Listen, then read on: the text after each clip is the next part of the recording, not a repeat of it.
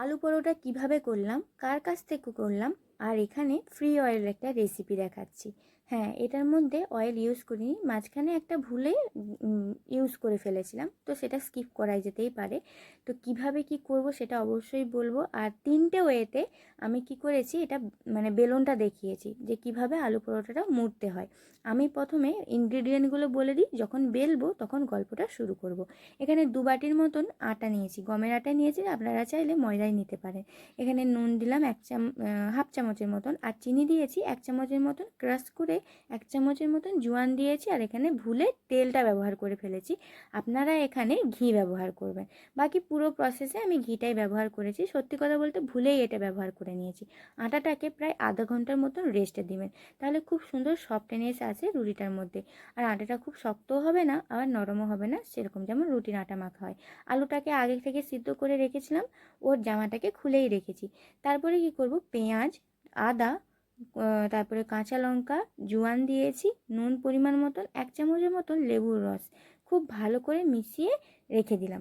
এবারে রুটির গোলাটা যে করতে হবে একটু বড় সাইজে, যেমন এমন একটা রুটির গোলা করতে হবে যেন একটা লেচিতে দুটো রুটি করা যায়, ঠিক এই রকম। এবারে দুটো রুটিকেই আমরা বেলে নেব। প্রথম প্রসেসটা দেখাই কিভাবে আমি আলু পরোটাটা শিখেছিলাম, আমার ননদিনীর কাছ থেকে শিখেছিলাম। আর আমার বরমশাই আজকে বলেছে দিদিভাই যেভাবে করতো সেভাবে করবে কিন্তু। তো সেই প্রসেসেই করছি, মানে এইটার মধ্যে যতটা পারে ততটা আলু দেওয়া যেতে পারে। হ্যাঁ, খুব সুন্দর লাগে।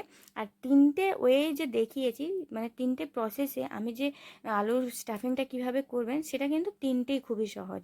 হ্যাঁ, একটু প্রসেসটা ফলো করলেই হবে। তো এই আটাকে মানে আলুটাকে ভালো করে ছড়িয়ে দিলাম।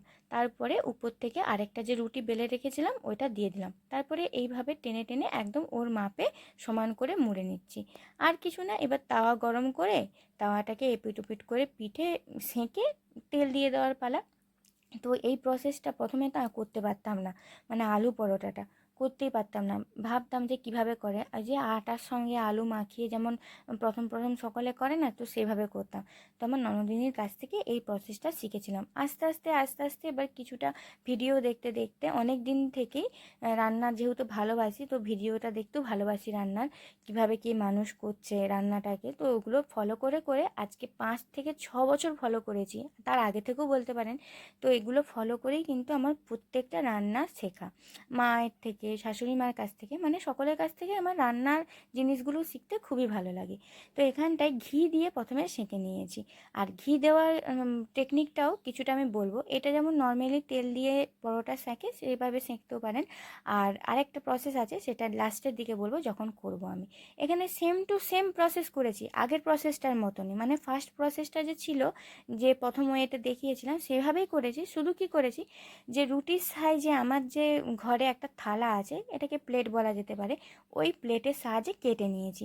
ধরুন হঠাৎ করে বাড়িতে গেস্ট চলে এলো, অথচ আলু পরোটাটা আপনি করতে চাইছেন, তাকে খাওয়াতে চাইছেন, এইভাবে করে খাওয়াতে পারেন। এতে শেপটাও খুব সুন্দর গোল আসে, আর খুবই মানে আলুটা তো বেশি লাগলে টেস্টি তো লাগবেই, সেই রকম একটা ব্যাপার। তো এই প্রসেসটা সব থেকে আমার প্রিয় প্রসেস, থার্ড প্রসেস। এইটাকে কি করলাম, বড় রুটির গোলা নিয়েছি, চারদিকটা তর্জনী আর বৃদ্ধা আঙুলির দ্বারা ভালো করে পাতলা করে নিয়েছি। তারপরে কিভাবে মুড়ছি দেখুন, ভালো করে আটার গোলাটাকে যেমন গ্লাস ধরে সেরকম করে গ্লাস ধরলাম, আর বুড়ো আঙুলের সাহায্যে ভেতরে একবার ঢোকাচ্ছি আর একবারে মুড়ছি, মানে উপর দিকটা মুড়ছি আর আলুটাকে ভেতরে ঢোকাচ্ছি, এইভাবে করতে হবে। আর হালকা করে আটার একটু ডাস্ট করে নিন, ওকে পাউডার মাখিয়ে নিয়ে আবার আলতো হাতে বেলে নিন। হাতে করেও বেলা যেতে পারে, শুধু আপনাদেরকে দেখানোর জন্য আমি এটা বেলন চাকিতে করছি। অনেকেই আছেন যারা ভয়েতে আলু পরোটাই করতে চায়, মানে চায় না আর করতে পারেও না। সত্যি কথা বলতে অনেকেই আছেন, আপনাদেরকে বলছি না, যারা যারা করতে পারে না তাদেরকে বলছি।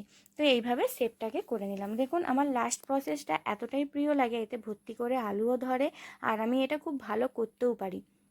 অনেকটা আলোও ধরেছে, শেপটাও খুব সুন্দর গোল, একদম সমান সমান টাইপের লাগছে কি, তাই না? এইভাবে আলুর পরোটাটা করতে পারেন। এবার ঘি দেওয়ার ব্যাপারটা বলি। আগে প্রসেসগুলোয় ঘি আমি কি করেছিলাম, তাওয়াতেই দিয়ে দিচ্ছিলাম। এইবারে কি করব, রুটিটা যেমন সেঁকা হয় আমাদের তাওয়াতে, সেভাবে সেঁকে নেব খুব ভালো করে, একদম লাল লাল করে, যেমন রুটি সেঁকা হয়, খুশকি রুটি আমরা করি বাড়িতে, সেইভাবে করে সেঁকে নেব। সেঁকে নেওয়ার পরে এবারে কি করব, নামিয়ে তার উপর দিয়ে ঘিটা দেব, এপিঠ ওপিঠ দুদিকেই ঘিটা দিয়ে দিতে পারেন। তো তো এইভাবে নামিয়ে ঘিটা দেবেন, এতে টেস্ট আবার অন্য রকম আছে, খুব সুন্দর হয়। আর এটা খুবই হেলদি একটা প্রসেস। এবারে আর কিছু না, কাট করে সার্ভ করে নেওয়ার পালা। আর এই লাস্ট প্রসেসটা আমার মানে পার্সোনালি খুবই ভালো লাগে, আর আমার বরমশাইকে এইরকম রুটি খেতে খুবই পছন্দ করে। এতে হেলথ কনসিয়াসও হয়, মানে হেলথটাও ভালো থাকে, তেলও ব্যবহার হলো না, একটা স্বাস্থ্যকর খাবার। তো আজকের রেসিপিটা কেমন লাগলো অবশ্যই জানাবেন।